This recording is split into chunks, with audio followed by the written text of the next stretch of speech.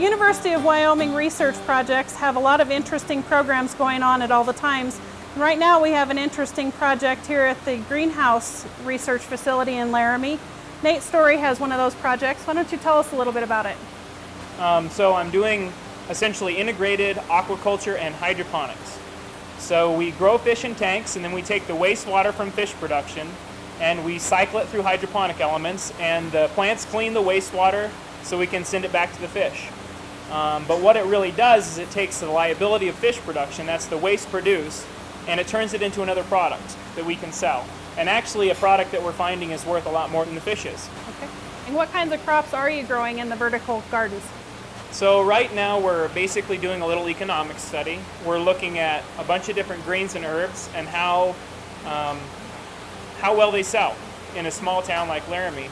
So part of the deal with these towers is that they're modular. We can take them down and we can haul them to market whole, and people can pick their own greens and herbs at market. Wow, okay. Do you foresee that this is something that someone could have, say, at their home and have one tank with a few tilapia that maybe they were choosing to eat some of the fish and replenish the fish supply? It can work both ways. There are a lot of people that are already using these in their homes. Okay.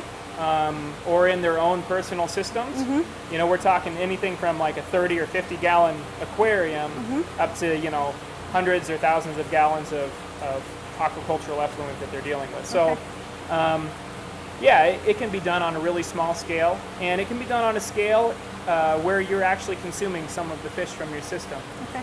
So you feed the fish so that you get the nutrients that you need for the plants. That's right. Okay. And we manage how we feed the fish to maximize the nutrients, or to get what we want. Okay. Sometimes we're producing too much, sometimes we're producing too little. Uh-huh. The goal is to find the perfect kind of, the perfect ground where we're producing just the right amount for plant production, but not so much that we end up with nutrient accumulation in our water. Right, okay. One of the other aspects that tends to be kind of interesting, we don't see a lot of verticality in most gardening in Wyoming. So part of the reason we do vertical is because we're in a northern climate, we have lots of sun, sometimes too much sun. But what we also have is a really low sun angle in the winter. So in the winter, the sun will come up and it'll just kind of skirt along the horizon and then go back down. And what that means is that angle of light hitting a horizontal crop is really, you know, it really minimizes the amount of light reception those crops get. So by flipping our plane vertical, we have almost direct light from that low sun. I'm really looking forward to trying some of these herbs myself. For the University of Wyoming Extension, this has been Donna Quinn from The Ground Up.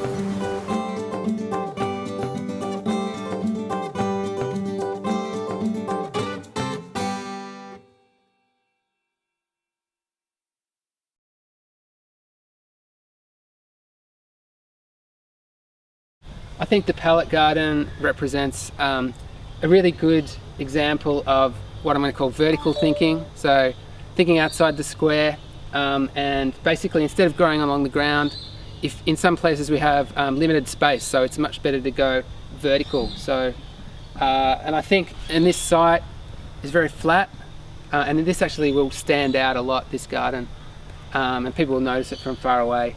And these plants will fill that space. It'll look less like a pallet and more like a wall of plants.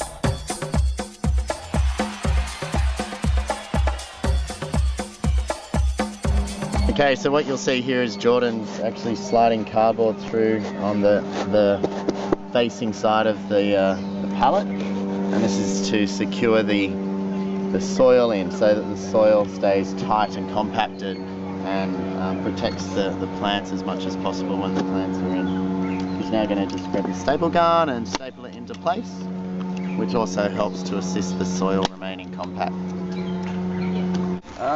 Putting weed matting down on the back of the pallet now, cutting it to size and stapling it on to hold the soil in. Hopefully it will be strong enough.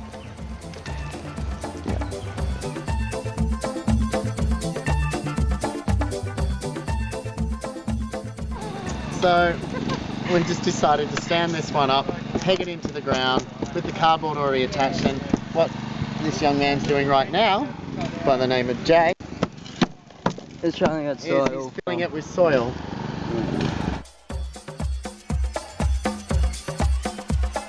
So we've got the compost here that was created out of the hot compost that we did a couple of months ago. And so we sifted it on the bed, and so this will provide our soil mix with phosphorus and nitrogen, which will help the plants. So the compost is alive. It's a living organism, and you'll see if you look closely, there's critters through there. So it should be alive with bugs. Cocoa peat here, which is for retention, so it'll retain the water within the soil mix. And we've got the sand here, so the sand will do the same. It more helps with drainage. The sand mix, and then the soil mix here is good old dirt, which provides the minerals for the things that we need. So this is our mix of soil that we used. Can you remember what it was, Jay? 5 compost, 4 sand, 1 soil, and 1 cocoa peat. Yeah. So this is our mix. It's going to go in there and nourish our plants to grow. At the same time, we hope not to lose any of the soil. The best way to do it, what we realised through doing this one first laying down, was that in standing it up vertically and filling it with soil first, the soil mix from the bottom to the top, that was going to be the best practice of planting it.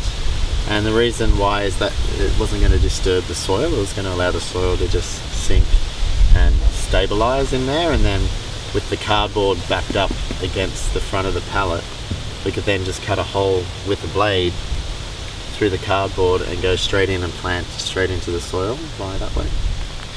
And yeah, that wasn't going to disturb the soil as much as it did with this one when we planted it laying down and then had to pick it up and shake it about a bit. So I can just show you a planting method with the vertical stand-up pallet garden. So we've got lemon balm and strawberries in here already, and I'm just going to put another strawberry in.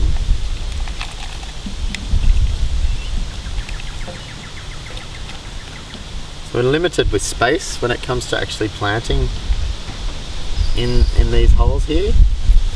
So there's a bit of fiddling around in regard to pulling back some of the soil life around the seedling, the roots.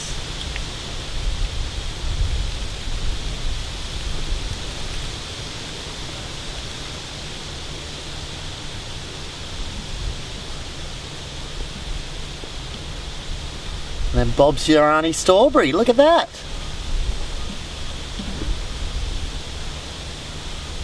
And then when it comes to choosing another spot, we just grab a blade,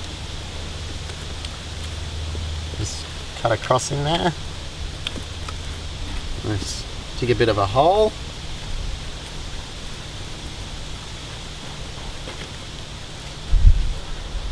We're ready to put something else in there, and just to allow for roots, you might want to offset them wherever you choose to plant them, so that the roots can spread out and there's a bit of space for them to grow.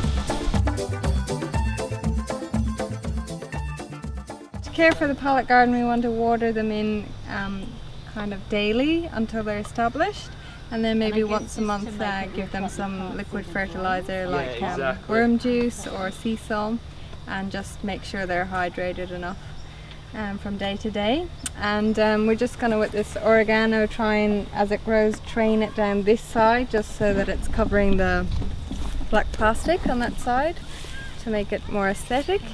And same with these guys, they might need to be trained a little bit, but other than that, it's all good.